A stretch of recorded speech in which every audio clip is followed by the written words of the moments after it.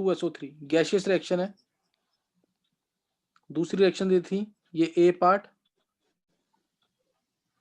B था,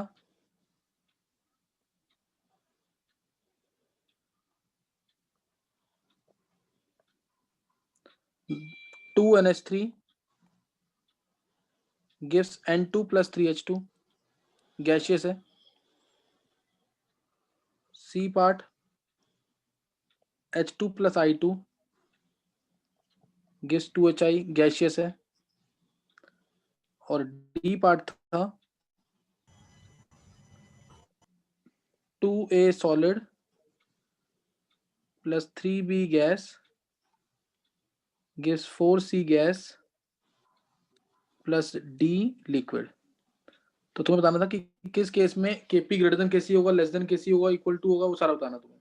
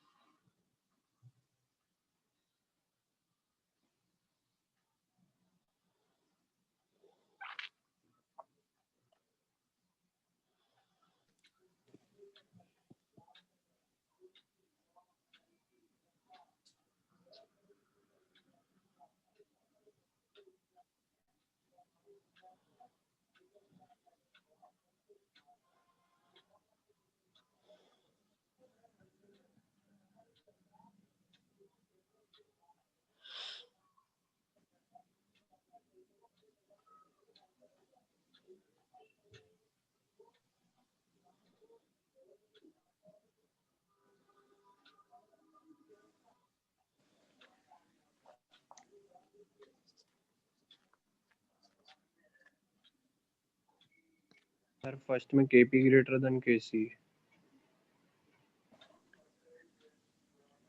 एक minute, Shivam ने बोला answer. Sir Sameer. Sameer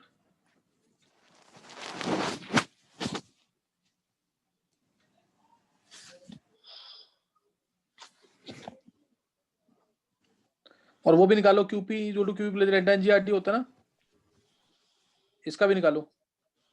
QP greater than QV है कि QP लेस देन QV है, ये भी निकालो उसमें भी, ताकि दोनों क्वेश्चन एक साथ हो जाए।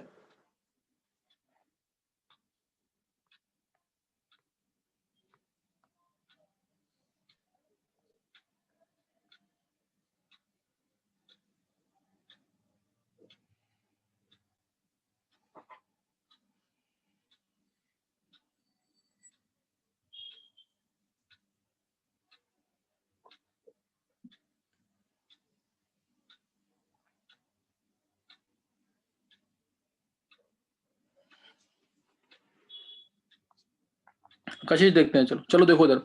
पहले केस में मैं डायरेक्ट निकाल रहा हूँ आंसर। इसका डेल्टा NG क्या आ रहा है, ध्यान देंगे। फर्स्ट केस में डेल्टा NG आ रहा है -1। सेकंड केस में डेल्टा NG आ रहा है 2। थर्ड केस में डेल्टा NG आ रहा है 0। फोर्थ केस में डेल्टा NG कितना आ रहा है 4 1 -3 1 आ रहा है। ध्यान रखना 0 नहीं है, प्योर सॉलिड प्योर लिक्विड नहीं लेना है। तो 4 - 3 1 के इक्वल है, सही ना। 4 - 3 1 के इक्वल है। अब ध्यान देंगे इधर। अब अगर मैं रिलेशन देखूं तो Kp जो KcRT raise to delta n होता है, ठीक ना। अगर डेल्टा NG ग्रेटर देन 1 है, देखने में ये लगेगा डेल्टा NG अगर ग्रेटर देन 1 है तो Kp ग्रेटर देन Kc होगा। कोई डाउट किसी को? डेल्टा NG ग्रेटर देन 0 मान लो। डेल्टा NG अगर ग्रेटर देन 0 है तो उस केस में Kp जो है ग्रेटर देन Kc होगा। इसमें किसी को डाउट था क्या? इसमें किसी को डाउट है? No sir. No sir. तो अब डेल्टा NG ग्रेटर देन 0 किस में आ रहा है, इस केस में और इसमें। तो इस केस में क्या हो जाएगा दोनों में, Kp ग्रेटर देन Kc। कोई डाउट तो नहीं किसी को सेकंड और फोर्थ के लिए? और Qp भी ग्रेटर देन Qv हो जाएगा। B एंड D के लिए Qp ग्रेटर देन Qv होगा और Kp ग्रेटर देन Kc होगा। किसी को डाउट कोई? No sir. अब नेक्स्ट एक तो मैंने बता दिया। अब फर्स्ट केस के लिए क्या होगा? फर्स्ट केस KC में, greater than KP. हाँ फर्स्ट केस में Kc डेल्टा Ng -1 है,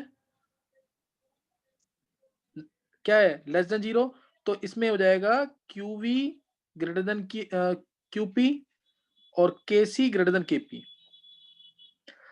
और थर्ड केस में क्या होगा? C में QP equal to sir equal to QV और KP इक्वल टू KC। तो ये बहुत कॉमन क्वेश्चन है मेंस लेवल तक के, जो पूछ लेते हैं पेपर के अंदर से ना, ये मेंस लेवल तक के बहुत इजी क्वेश्चंस हैं। अच्छा ये चीजें हमेशा ट्रू होंगी कि नहीं? No sir. हाँ, क्यों नहीं होगा ट्रू है? क्यों ट्रू नहीं होगा ये?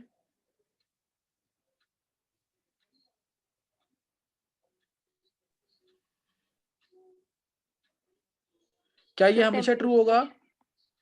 हाँ, ये टेम्परेचर पे भी डिपेंड करेगा, ध्यान देना, ये टेम्परेचर पे डिपेंड करेगा, इस पे भी डिपेंड करेगा, क्योंकि R इंटू टी, सोच के देखो R की वैल्यू क्या होती है? 0.0821, 0.0821, तो इसलिए टेम्परेचर पे डिपेंड करेगा ये, क्योंकि ये वाली वैल्यू जो है it should be greater than 1 से अगर पॉइंट्स में वैल्यू तो उल्टे हो जाएंगे आंसर उस केस में, और should be greater than 1। R मैंने तुम्हें बताया ना, R की वैल्यू 0.0821 को 1/12 मानते हैं, लगभग 1/12 मानते हैं, तो टेम्परेचर अगर 12 केल्विन से बड़ा है तो ही ये सब ट्रू है, समझ गए कि नहीं? ये टेम्परेचर अगर 12 केल्विन से बड़ा है तो ही ये सब ट्रू है। R क्या 1/12 टेम्परेचर हो गया, अगर मैं 12 लेता हूं तो 1 आ जाएगा कि नहीं है?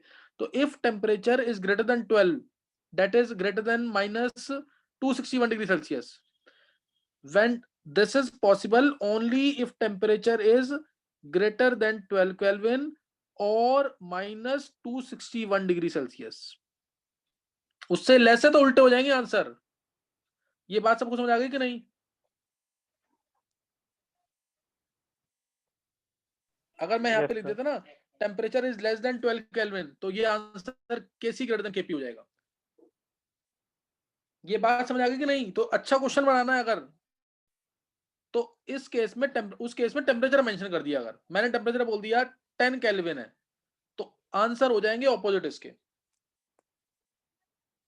क्योंकि अगर 1 से लेस वैल्यू होती है तो उसका स्क्वायर या क्यूब करते हैं तो वैल्यू और कम हो जाती है, जैसे 0.6 का स्क्वायर करते हैं तो 0.36 आता है, और कम हो जाता है वो। ये समझ आ गई बात कि नहीं है? तो टेम्परेचर का जरूर ध्यान देना, कुछ मेंशन नहीं किया, बाय डिफॉल्ट हम ये सही करेंगे, हम ऐसे ही करेंगे बाय डिफॉल्ट, लेकिन अगर टेम्परेचर मेंशन कर दिया या ऑलवेज टर्म लिख दी तो फिर उल्टा भी हो सकता आंसर, तो उस केस में आंसर उल्टा हो जाएगा। किसी को डाउट कोई? सर QV QP तब पे तो कोई फर्क नहीं पड़ेगा ना डेल्टा एनजी उसमें भी तो आरटी आ रहा है, QP plus delta NG RT नहीं आता उसमें? सर, तो माइनस प्लस ही तो होगा उसमें। हाँ वो हाँ उसमें फर्क नहीं पड़ेगा, उसमें फर्क नहीं पड़ेगा, हाँ उसमें कोई फर्क नहीं पड़ेगा, क्यूपी और क्यूवी में फर्क नहीं पड़ेगा, क्योंकि उसमें तो प्लस में और प्लस आ रहा है ना, प्लस या माइनस आएगा। चलो नेक्स्ट देखेंगे। अब नेक्स्ट अब आ जाएगा जैसे अच्छा एक रिलेशन तुम खुद प्रूव करोगे, Kp equal to Kx P raise to delta n। कैसे करेंगे मैं तरीका बताता हूँ सिर्फ, जैसे Kp हमारा होता है पार्शियल प्रेशर ऑफ, वही इक्वेशन लेनी है, partial pressure of x raise to x partial pressure of y raise to y upon में partial pressure of a raise to a into partial pressure of b raise to b। तो अब partial pressure of x को मैं लिखता हूं mole fraction of x raise to x into mole fraction of y raise to y। Mole fraction समझिए कि नहीं? एक minute, mole fraction of x raise to mole fraction of x into p total pressure, partial pressure of y को क्या लिखते हैं? Mole fraction of y into p। ये put कर देंगे इधर ऐसे ही, mole partial pressure of a को लिख देंगे मोल fraction of a raise a into p, partial pressure of b को mole fraction of b into total pressure. यही होता है ना फॉर्मूला, पार्शियल प्रेशर और मोल फ्रैक्शन रिलेशन। तो ये यहां पुट कर देंगे, a को यहां पुट कर देंगे, y को ऊपर पुट कर देंगे और b को नीचे यहां पुट कर देंगे। तो इससे ये पुट करोगे तो p raise to delta n अपने आप आ जाएगा, समझिए कि नहीं? है तो ये ऊपर रिलेशन प्रूव हो जाएगी, Kp equal to Kx P raise to delta n। Kp equal to kx p raise to delta n। कम यूज होगा इसलिए मैं डेराइव नहीं कर रहा इसको, इसके ऊपर क्वेश्चन ना के बराबर आए हुए हैं इसलिए ज्यादा इंपॉर्टेंट नहीं है, इसको छोड़ सकते हैं इस टॉपिक को। चलो नेक्स्ट बताना जरा,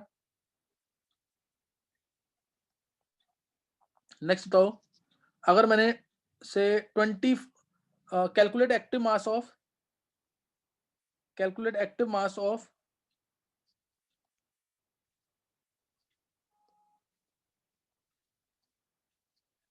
5.6 लीटर ऑफ एमोनिया, क्या होगा? Calculate active mass of 5.6 litre of ammonia, निकालो क्या आएगा? Active mass of 5.6 litre of ammonia, और एक निकालना कैलकुलेट 11 साल बच्चे बोलेंगे active mass of 25 gram of limestone.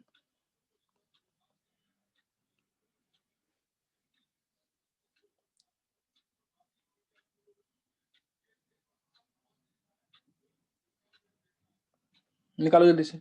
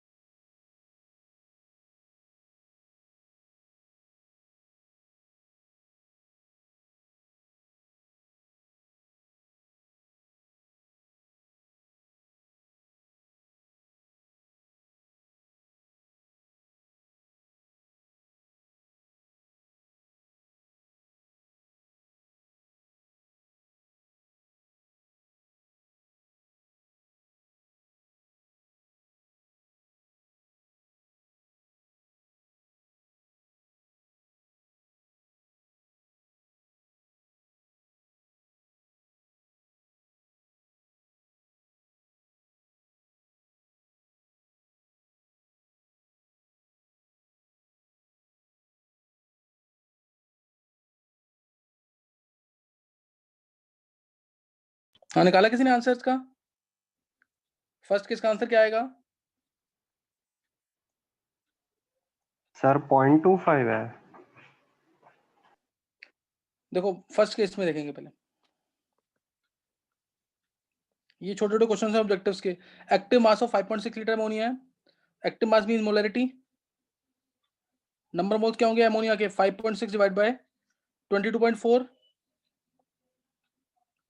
एक मिनट, हाँ विधि एक मिनट, 5.6 बाय 22.4, और अब ये आ गए मोल्स, अपॉन में वॉल्यूम कितना है 5.6, तो अपॉन में 5.6 ही लेंगे। तो इसे ध्यान रखना, कोई भी गैस है तो उसका आंसर हमेशा क्या आएगा? 1 बाय 22.4, 1 बाय 22.4 गैस होगी तो आंसर हमेशा ये आएगा, एक्टिव मास उसका 1 बाय 22.4। सेकंड केस का आंसर क्या आएगा? कोई भी 11 साल बच्चा, सेकंड केस में आंसर क्या आएगा?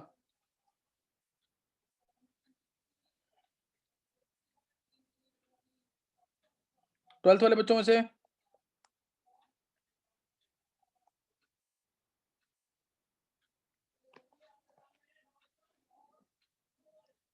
वंश आंसर बोल इसका, वंश। सर सेकंड वाले का हाँ सर 0.025। 0.0। कुणाल तू बोला आंसर।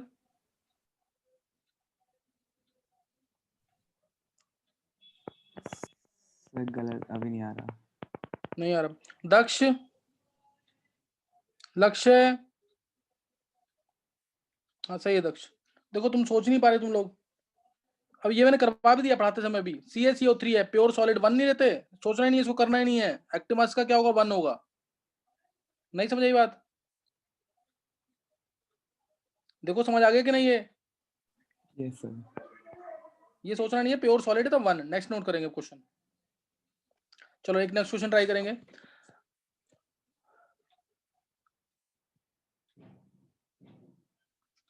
नेक्स्ट क्वेश्चन है, सपोज ये कोई रिवर्सिबल रिएक्शन थी। CaCO3 gives CaO plus CO2, CaO solid plus CO2 gas, CO2 gas है सिर्फ। Kp is expressed as, Kp इस रिएक्शन में एक्सप्रेस किया हमने as log of Kp is equal to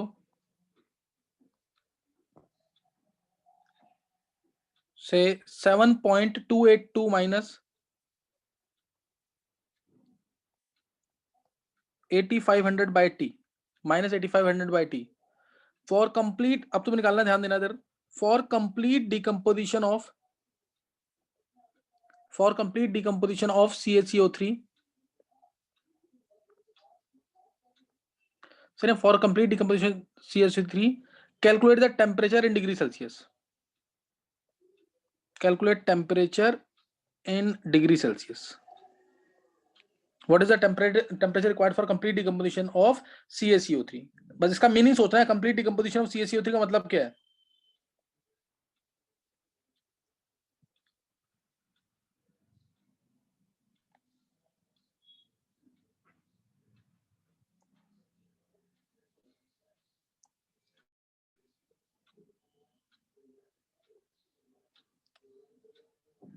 complete decomposition का मतलब क्या होगा?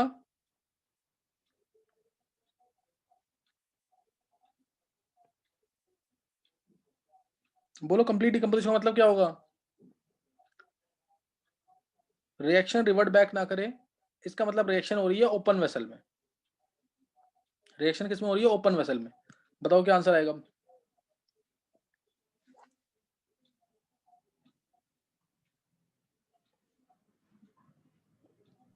सर बोलो। आपने बोला था ये रिवर्सिबल रिएक्शन है।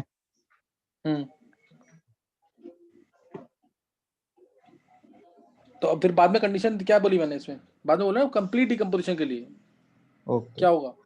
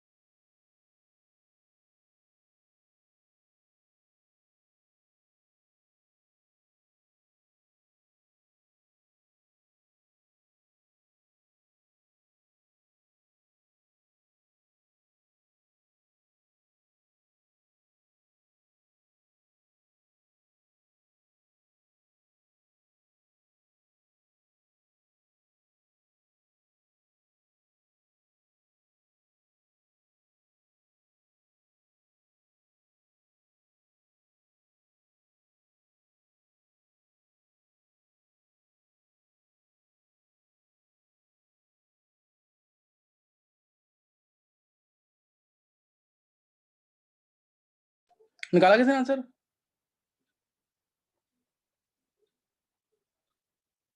हम्म, 894.3 डिग्री सेल्सियस। चलो देखो इधर, हाँ सही है, देखो इधर। देखो इसमें बताओ एक बार अनन्या कैसे किया है, अनन्या बोलो।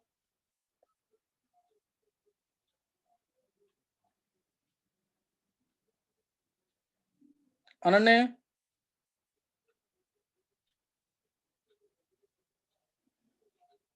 क्यों है लॉग के पे 0? अनन्या बोलो पहले, यस सर, क्या क्यों है 0 लॉग के पे? कंप्लीट डिकम्पोजिशन के लिए बताया था स्कूल में, तब लिया। नहीं नहीं नहीं, रीजन दो उसका प्रॉपर। कशिश तुम बोलो, कशिश। Sir yes sir.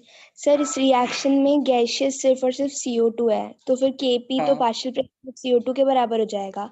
और हाँ मतलब हमने बोला कि ओपन का वेसल में हो रही है, तो वो हाँ, एटमॉस्फेरिक प्रेशर के बराबर ही होगा 180 m। बहुत अच्छे, तो ये परफेक्ट आंसर है, बिल्कुल सही है। देखो केपी log- आएगा, हाँ सही है श्रेया, केपी आएगा पार्शियल प्रेशर ऑफ CO2। ये तो आएगा ही, ये तो सॉलिड है, ये भी सॉलिड है, इसको लेंगे नहीं इनको। और ये हमें पता है कि पार्शियल प्रेशर CO2 किसके हो जाएगा, एटमॉस्फेरिक प्रेशर के इक्वल, क्योंकि रिएक्शन वेसल क्या है, ओपन है बिल्कुल, तो इसलिए 1 एटमॉस्फेयर लेना इसको। और log 1 क्या होता है, 0।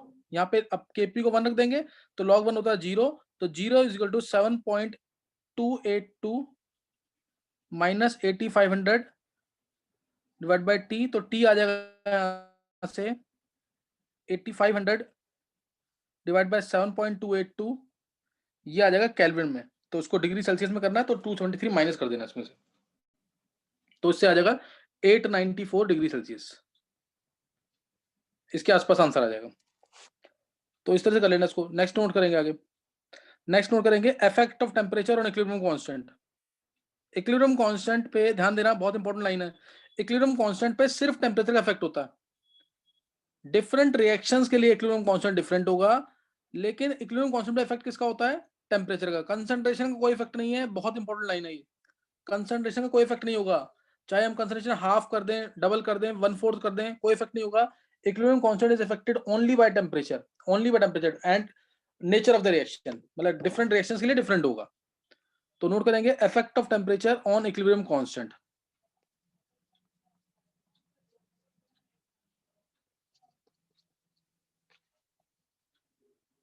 ऑन इक्विलिब्रियम कांस्टेंट केसी ले लेते हैं अगर, तो अब हमें पता है, मैं अगर मैं डिस्कस कर रहा हूं सपोज से, हम यहाँ पे डिस्कस कर रहे हैं एंडोथर्मिक रिएक्शन के लिए, एंडोथर्मिक रिएक्शन के लिए।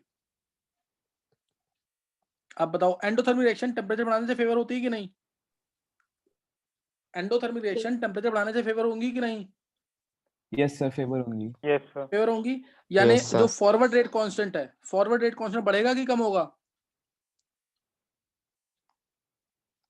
सर बढ़ेगा। बढ़ेगा सर। बढ़ेगा। और बैकवर्ड रेट कांस्टेंट? घटेगा। नहीं, दोनों बढ़ेंगे, नहीं सर, कौन? लेकिन फॉरवर्ड रेट कांस्टेंट ज्यादा बढ़ेगा। ध्यान रखना चीज का, टेम्परेचर बढ़ाने से रिएक्शन की स्पीड बढ़ती है, लेकिन एंडोथर्मिक रिएक्शन अगर है तो केएफ ज्यादा बढ़ेगा देन केबी। केएफ बढ़ेगा, केबी बढ़ेगा, लेकिन केएफ ज्यादा बढ़ेगा देन केबी। ये लाइन ध्यान रखना इसके अंदर, केएफ ज्यादा बढ़ेगा केबी से, तो इसलिए केसी क्या होता है, केएफ बाय केबी। केसी क्या होता है, केएफ बाय केबी। तो इसलिए केसी जो है बढ़ जाएगा with rise in temperature, KF increases more, so KC will increase, इसलिए केसी बढ़ जाएगा। समझ गए कि नहीं? टेम्परेचर बढ़ाने से केसी बढ़ जाएगा एंडोथर्मिक रिएक्शन के लिए। और अगर एक्सोथर्मिक रिएक्शन है तो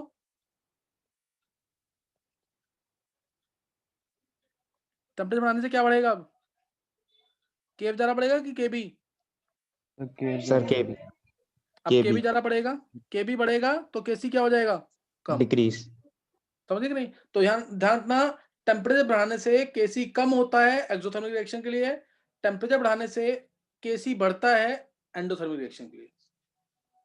ये भूलना मत। ये अब इसका डायरेक्ट जो ऐसी इक्वेशन जो इफेक्ट देती है टेम्परेचर का on equilibrium constant is called as van't Hoff equation. Van't Hoff equation note करेंगे, van't Hoff equation, van't Hoff equation.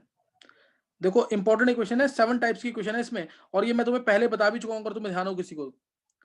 log of K2 by K1 जहां दो टेम्परेचर आ गए किसी न्यूमेरिकल में, इसका मतलब इस टाइप की कोई इक्वेशन यूज करनी है, चाहे वो वेपर प्रेशर के ऊपर टेम्परेचर का इफेक्ट हो, सॉल्युबिलिटी के ऊपर टेम्परेचर का इफेक्ट हो, रेट कांस्टेंट के ऊपर टेम्परेचर का इफेक्ट हो, इसके अलावा आयनिक प्रोडक्ट ऑफ वाटर है उस पर टेम्परेचर का इफेक्ट हो, इस तरीके से। तो इसमें हमेशा इस टाइप की क्वेश्चन लगेगी, log K2 by K1 equal to delta H by 2.303 R 1 by T1 minus 1 by T2। Important question है, स्कूल में नहीं पूछेंगे इसको, स्कूल के लिए नहीं करना है इसको। 1 by T1 minus 1 by T2, ये याद रखना। T1 टेम्परेचर पे रेट कांस्टेंट, T1 टेम्परेचर पे जो इक्विलिब्रियम कांस्टेंट है K1 है, और T2 टेम्परेचर पे इक्विलिब्रियम कांस्टेंट K2 है, और डेल्टा H यहाँ पे एंथैल्पी चेंज है, R गैस कांस्टेंट है।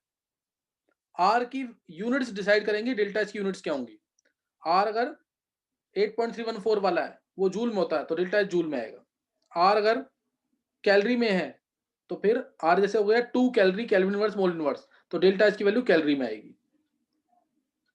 तो और ये क्वेश्चन की डेरिवेशन अगर करनी है, ये इसको याद कर लेना, बहुत इंपॉर्टेंट क्वेश्चन है एंट्रेंस के लिए। अच्छा, अगर इसकी डेरिवेशन करनी है तो ये इस इक्वेशन से कर सकते हैं। K इक्वल टू कोई कांस्टेंट मान लेते हैं, सपोज A, e की power minus delta H by RT, इससे डेरिवेशन होती है। ये बेसिक है, ये तुम्हें याद रखना है, इससे डेरिवेशन करनी है इसकी। K equal to A e raise to minus, E क्या है एक्सपोनेंट, E क्या यहाँ पे exponent, K equilibrium constant, E exponent, delta H enthalpy change, R gas constant है, T टेम्परेचर। तो यहाँ पे अगर मैं नेचुरल लॉग के लेता हूं तो natural log of A minus delta H by RT आएगा, डेल्टा H बाय RT। अब T1 टेम्परेचर पे रेट इक्विलिब्रियम कांस्टेंट K1, ऐसे ही T2 टेम्परेचर पे K2, दोनों को माइनस कर दो, 2 माइनस 1, तो natural log of K2 by K1 आ जाएगा, और 2 माइनस 1 कर रहे हैं तो 1 by delta H by R common, 1 by T1 minus 1 by T2 हो गई डेरिवेशन, यानी log K2 बाई K1। अब हमने log टू द बेस 10 कर दिया है, पहले E था, तो डेल्टा H बाई 2.303 R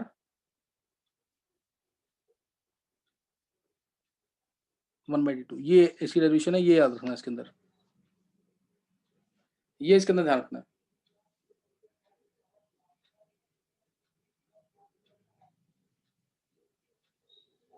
तो ये इसके अंदर ध्यान रखना, इंपॉर्टेंट है ये। अब इसमें अगर मैं तुमसे बोलूं सर बोलो। सर ये जो सबसे पहला स्टेप है इसमें जो ई है वो बेस में है,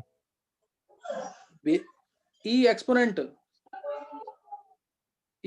है, जब लॉग लेते हैं तो ऐसे आता है। कौन पूछ रहा है ये? सर निर्मित। निर्मित लॉग वाला मेरा एक लेक्चर देखियो, उसमें सब कुछ दे रखा डिटेल में। Okay sir.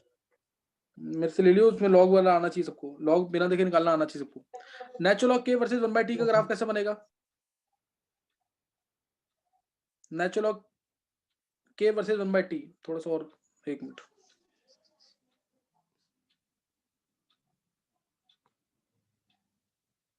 Natural log K versus, मैं बाकी रब कर रहा हूं एक बार।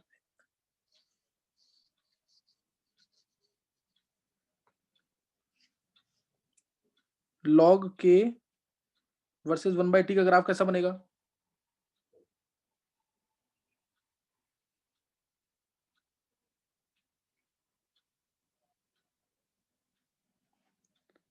कैसा ग्राफ आएगा log K versus 1 by T? देखो इधर मैं log कर दूं, सपोज नेचुरल लॉग था, log लिख दूं इधर log K, तो क्या आ जाएगा log A minus delta H by 2.303 RT आ जाएगा, ये आ जाएगा ना। तो log K versus 1 by T, इसका ग्राफ कैसा बनेगा? डिक्रीजिंग स्लोप वाला बनेगा कि नहीं ऐसे? Yes sir. ये बन जाएगा ग्राफ इसका, समझ गए कि नहीं? ये कोई डाउट किसी को?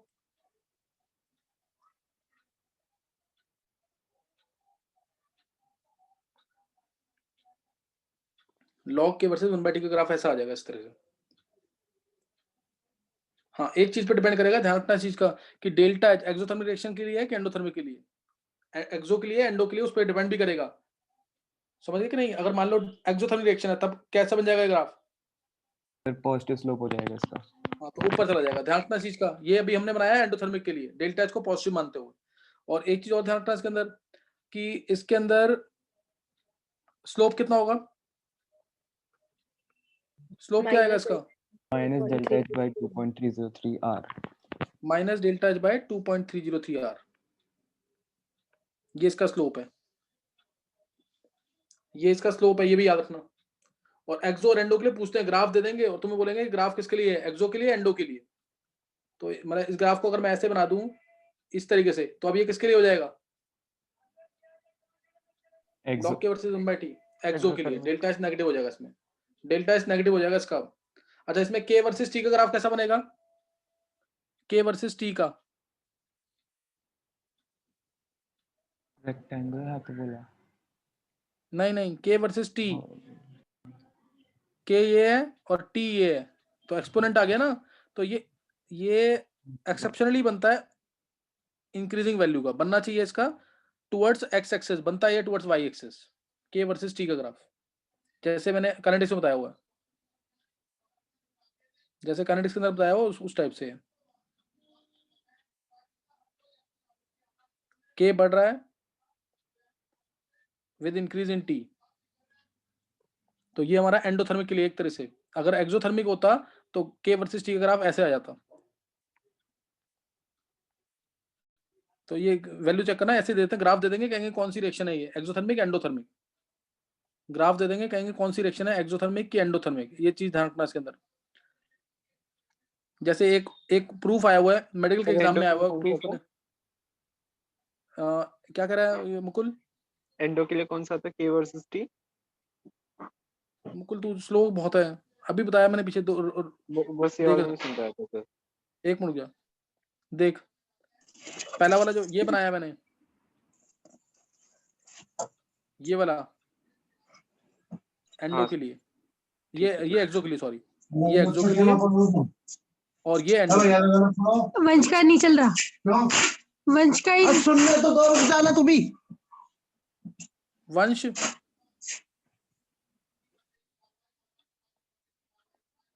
देखो इधर, नेक्स्ट जो अब चलो एक क्वेश्चन लिखना है इसका, ये मेडिकल के पेपर में पूछा हुआ है, D by D T of natural log K, D by D T of natural log K, इसकी वैल्यू क्या आएगी बताओ, in terms of enthalpy change क्या वैल्यू, चलो ये प्रूफ करना खुद, delta H by R T square, delta H by R T square, ये कर लोगे प्रूफ ही नहीं। अभी मैंने पीछे लिखा natural log K equal to natural log of A, natural log K equal to natural log of A minus delta H by R T. अगर इसको डिफरेंशिएट करोगे विद रिस्पेक्ट टू टेम्परेचर तो क्या आ जाएगा, देखो आ रहा है कि नहीं, delta H by R T square. तो ये रिलेशन भी पेपर में पूछ सकते हैं, डिफरेंशिएट करने के बाद क्या वैल्यू आती है, समझ गए कि नहीं है? Yes sir. चलो एक क्वेश्चन ट्राई करना, जल्दी करना उसको, इसका आंसर जल्दी निकालना। क्वेश्चन है, सपोज हमें केसी की वैल्यू दे रखी है, ध्यान देंगे केसी की वैल्यू दे रखी है 10⁻³ एट से 27 डिग्री सेल्सियस, और केसी की वैल्यू दे रखी है 10⁻⁵ एट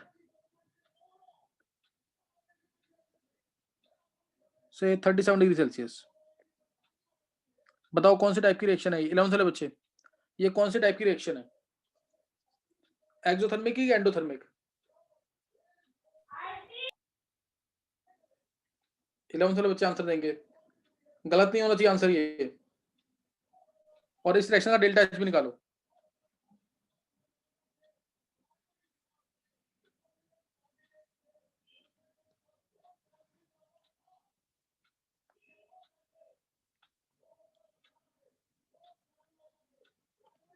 तो विधि रीजन दो। सर टेम्परेचर बढ़ रहा है तो केसी कम हो रहा है। बहुत अच्छे, परफेक्ट आंसर, ऐसे जल्दी से आंसर मिलना चाहिए, विधि के आंसर बहुत परफेक्ट आते हैं बीच में। टेम्परेचर बढ़ रहा है तो केसी क्या हो रहा है, कम हो रहा है। टेम्परेचर बढ़ाने से अगर केसी बढ़ता है तो एंडोथर्मिक रिएक्शन है, पीछे बताया अभी, और टेम्परेचर बढ़ाने से केसी कम हो रहा है तो एक्सोथर्मिक रिएक्शन है। रिएक्शन क्या है, exothermic. Clear, it is exothermic reaction. अब डेल्टा एच कैसे निकलेगा इसका डेल्टा एच निकालेंगे जल्दी से।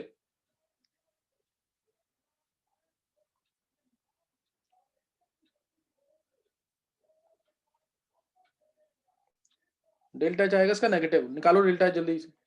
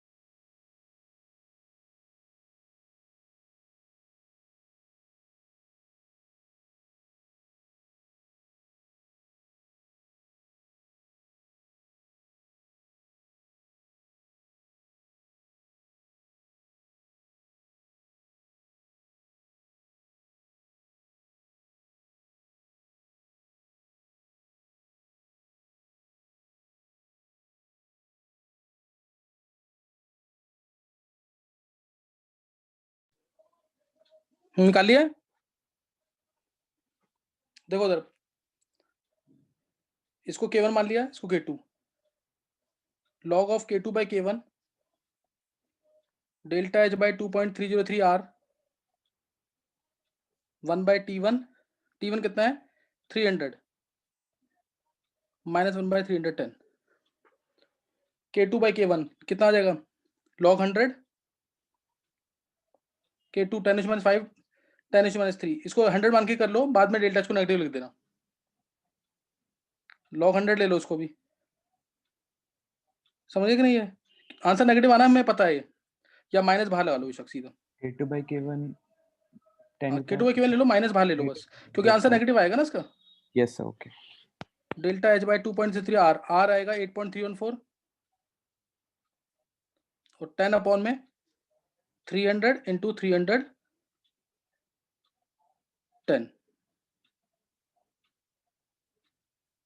बस इससे निकाल लेंगे। डेल्टा एच आ जाएगा हमारा जूल पर मोल में, डेल्टा एच किस में आ जाएगा, क्योंकि 8.3 जूल पर केल्विन पर मोल है, तो डेल्टा एच आ जाएगा नेगेटिव और जूल पर मोल में। समझ आ गया कैसे करना है? समझ आ गया कि नहीं कैसे करना है ये? yes sir चलो एक बार ये चिराग, यस सर। चिराग मैंने सुनाने को कहा ना, वंश को सुनाना है तेरे को, वंश को, सही है वंश? Yes sir.